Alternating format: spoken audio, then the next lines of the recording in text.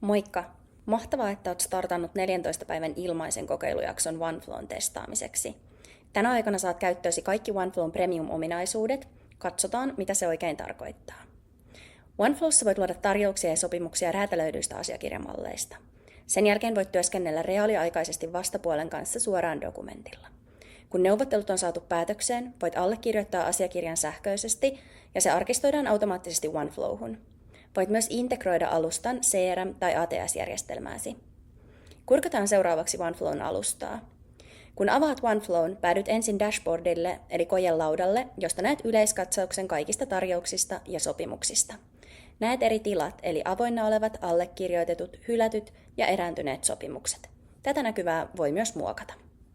Sopimuksen luodaksesi klikataan plussaa vasemmassa yläkulmassa. Voit aloittaa luomisen tyhjästä tai valita olemassa olevan mallin.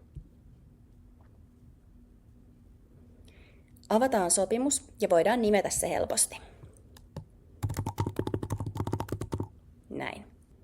Sopimukselta löytyy kiinteät elementit, joita vastapuoli ei voi muokata, ja myös kentät, joihin hän tai muut vastapuolet voivat syöttää omia tietojaan.